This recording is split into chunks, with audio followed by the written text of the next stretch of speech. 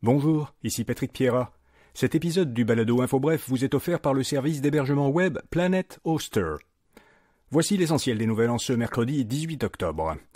À Gaza, au moins 500 personnes auraient été tuées dans une explosion qui a gravement endommagé un hôpital où des milliers de civils étaient réfugiés.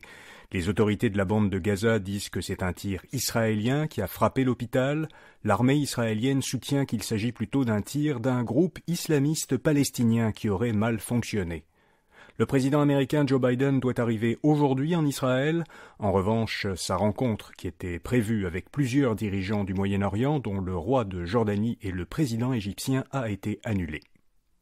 À Québec, à l'Assemblée nationale, la CAQ a présenté une motion condamnant, je cite, « les actes terroristes perpétrés par le Hamas » et réaffirmant, je cite à nouveau, « le soutien indéfectible du Québec à une solution durable pour les deux parties ». La motion a été adoptée, mais le Parti québécois et Québec solidaire se sont abstenus parce qu'ils se sont vus refuser des amendements qu'ils avaient proposés. Les péquistes souhaitaient condamner les violations du droit international de part et d'autre, du côté israélien comme du côté palestinien. Les solidaires souhaitaient déplorer le décès de nombreux civils palestiniens et appeler à garantir à la population de Gaza un accès à l'eau, la nourriture et l'énergie.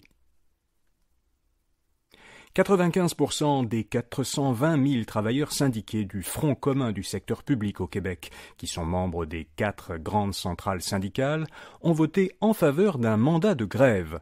Ce mandat prévoit une grève générale illimitée, mais elle serait précédée par des journées de grève isolées ou regroupées qui pourraient commencer le mois prochain.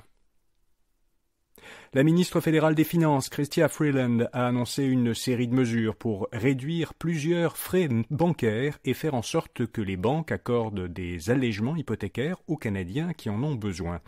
Ces mesures visent à bonifier les options de compte à faible coût ou sans frais qui sont proposées par les banques canadiennes et aussi à réduire certains frais bancaires, dont ceux pour insuffisance de fonds. La taxe sur les services numériques que le gouvernement fédéral veut mettre en place rapporterait 2 fois plus de revenus que prévu. C'est ce que calcule le directeur parlementaire du budget. Il estime que cette taxe ferait augmenter les revenus d'Ottawa de 7,2 milliards de dollars sur 5 ans, et non de 3,4 milliards, comme l'évalue le gouvernement Trudeau. Cette nouvelle taxe s'appliquerait à partir de l'an prochain aux grands fournisseurs de services numériques étrangers dont les revenus annuels sont supérieurs à 1,1 milliard de dollars et aux fournisseurs canadiens dont les revenus sont supérieurs à 20 millions de dollars. Le gouvernement Trudeau se préparerait à déposer un projet de loi pour créer cette nouvelle taxe. Un mot de notre commanditaire grand partenaire d'InfoBref. En optant pour une adresse de courriel personnalisée à votre nom de domaine, vous donnez confiance à vos destinataires et vous vous distinguez des services de courriel gratuits. Planet Hoster vous permet de créer un nombre illimité de boîtes de courriel pour seulement 9,99 $ par mois, en profitant d'une protection anti-spam et d'une confidentialité absolue pour vos échanges. Découvrez l'offre The World à planethoster.com. L'inflation redescend sous 4%. Après 2 remontées consécutives au cours des mois précédents, le taux annuel d'inflation au Canada est redescendu. Il est passé de 4% en août à 3,8% en septembre. Le ralentissement de l'inflation est plus marqué dans certains secteurs, comme les produits d'épicerie.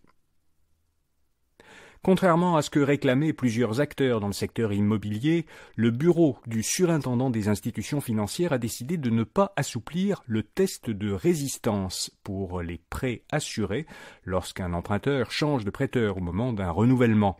Les prêts assurés sont les hypothèques dont la mise de fonds est d'au moins 20% du prix d'achat.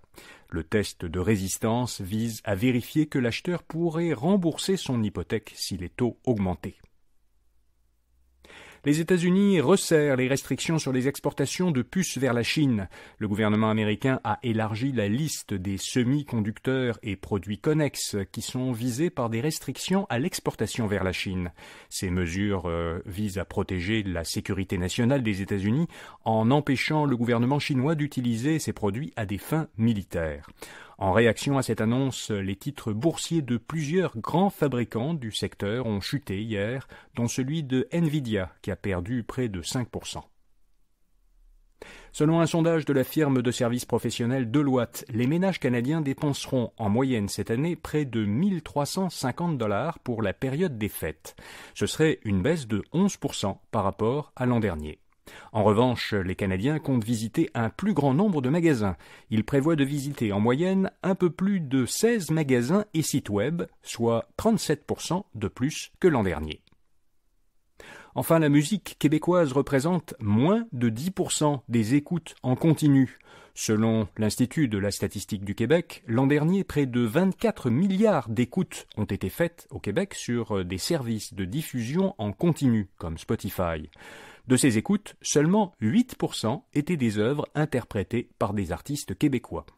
Parmi les 25 chanteurs ou groupes les plus écoutés au Québec figurent 3 Québécois seulement, les Cowboys Fringants en 15e position, Charlotte Cardin en 20e position et Enima en 24e position. Voilà, vous savez l'essentiel. Bonne journée et à demain.